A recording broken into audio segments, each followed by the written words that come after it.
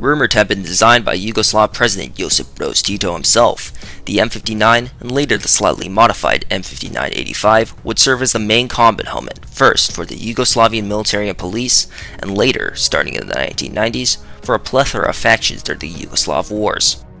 M59 and M59-85 helmet shells feature similarities to both the German Stahlhelms of the Second World War and the Spanish M34, but on the inside, these Yugoslavian combat helmets sport a US Riddle-style suspension system, which would remain virtually unchanged for the duration of both the M59 and M59-85's collective use as main combat helmets.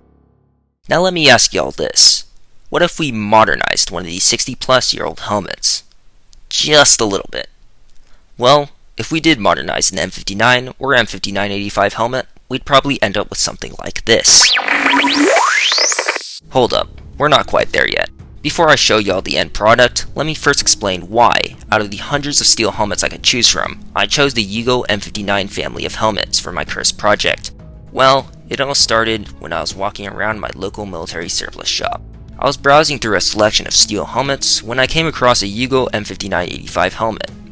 Its liner was absolutely shredded to pieces, but it had a painted communist red star on its front, and I thought that was pretty neat, so I took it home.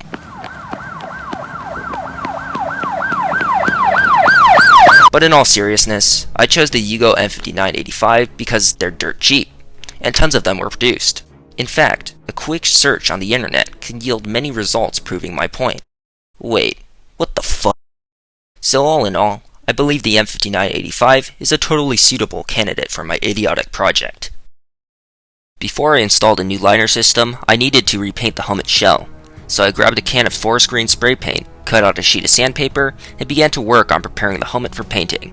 I started by removing most of the rust from the metal hardware on the interior of the shell, and after that was done, I began removing all the loose paint from the helmet's exterior.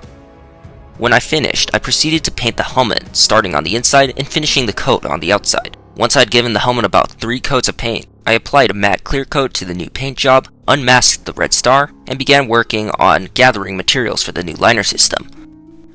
I settled on using Velcro strips that had a strong adhesive backing to attach some foam helmet pads that I had salvaged from one of my Kevlar helmets.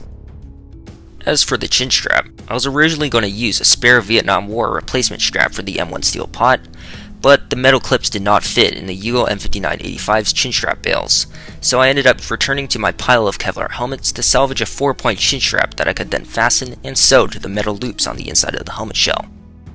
The process of doing this wasn't very interesting, so I stopped the filming to finish the installation, and after about 30 minutes, the modifications were complete.